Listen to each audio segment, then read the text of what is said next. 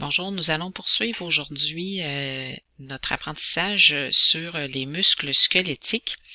Donc, on se rappelle, les muscles squelettiques, ce sont ceux qui sont rattachés aux os, donc contrairement aux muscles cardiaques et aux muscles lisses, qui eux ne sont pas rattachés aux os.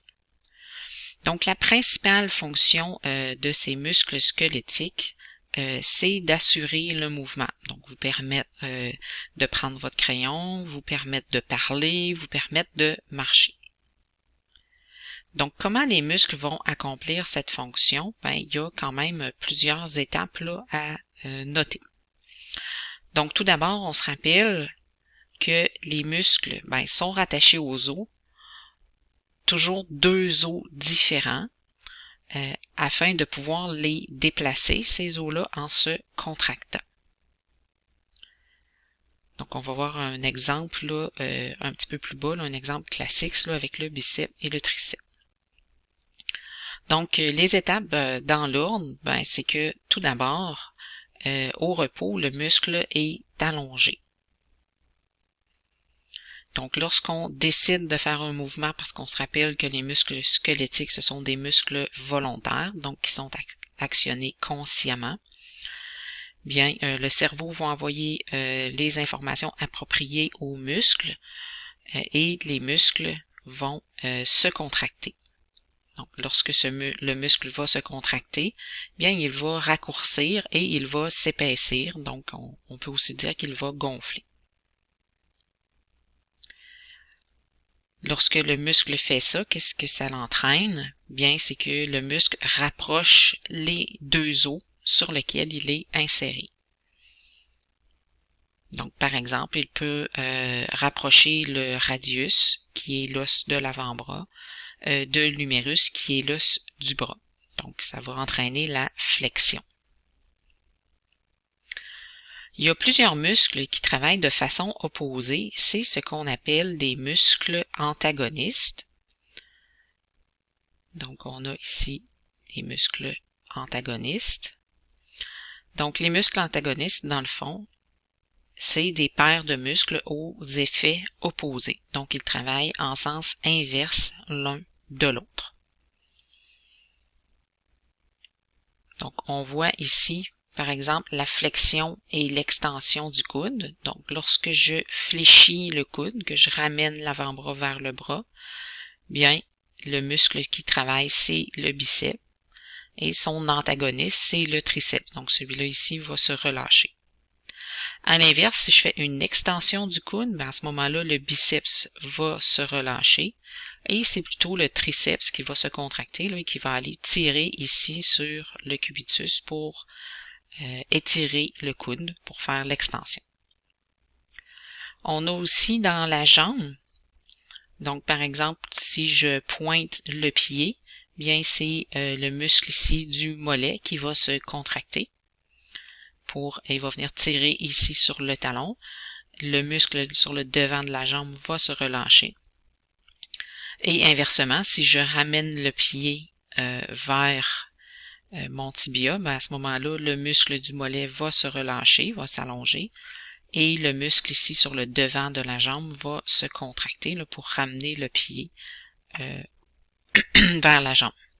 Donc, on a extension et flexion du pied. Donc, les muscles antagonistes sont des muscles aux effets opposés. Donc, on montre ici sur un schéma là, le fonctionnement d'une paire de muscles. Donc, justement, dans ce cas-ci, on a le biceps et en arrière ici le triceps. Donc, on voit que le biceps est rattaché sur deux os différents. Donc, l'os ici qui est le radius, l'os de l'avant-bras, et ici l'humérus et l'omoplate. Donc, quand le biceps se contracte, le tendon ici vient tirer, un peu comme une corde, et vient ramener l'avant-bras vers le bras. Le triceps, pendant ce temps-là, lui, est relâché, il va s'étirer. On voit que le triceps, lui, est attaché ici sur le cubitus, l'os du coude et du bras, et il est aussi rattaché sur l'humérus et l'omoplate. Donc, le biceps, lui, va entraîner comme mouvement la flexion de l'avant-bras. Tandis que le triceps, lui, il va faire le mouvement contraire, c'est-à-dire l'extension de l'avant-bras.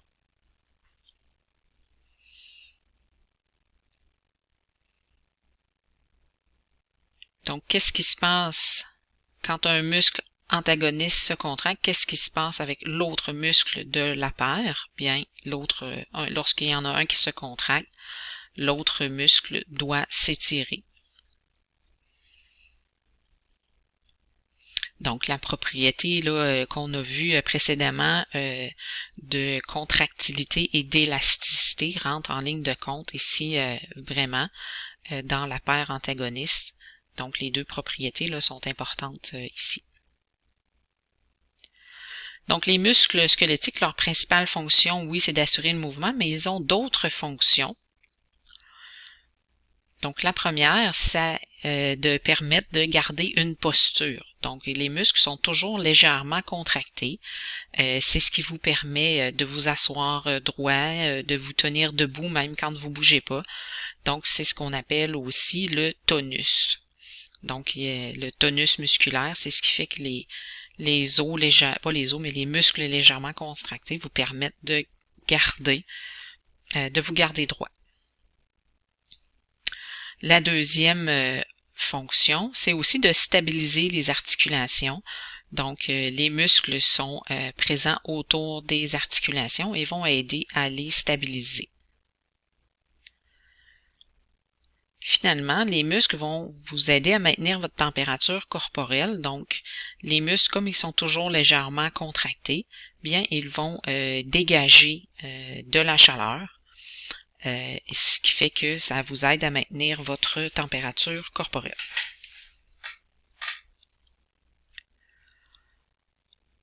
Donc, on voit ici les propriétés que j'ai mentionnées tantôt, donc élasticité et contractilité.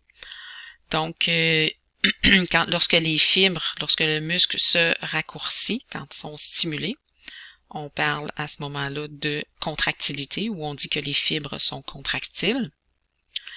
Elles reprennent leur forme après une contraction ou un étirement. Donc, que je le contracte ou que j'étire le muscle, il va reprendre sa forme. Donc, on dit que les fibres sont élastiques. Et finalement, on peut stimuler les fibres musculaires grâce à la transmission de l'influx nerveux. Donc, l'influx nerveux, c'est en provenance du cerveau. C'est une stimulation qui fait que le muscle va se contracter, par exemple. On peut aussi stimuler le muscle avec des chocs électriques. Donc, parfois, peut-être chez vous, vous avez un appareil là, avec des électrodes qui peut être branché et qui permet, là, entre autres, des traitements là, en physiothérapie.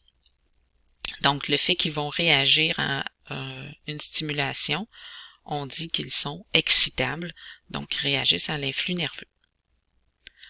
Donc, c'est ce qui complète la théorie en lien avec les muscles. Vous pouvez maintenant aller faire l'exercice formatif à la suite de cette vidéo.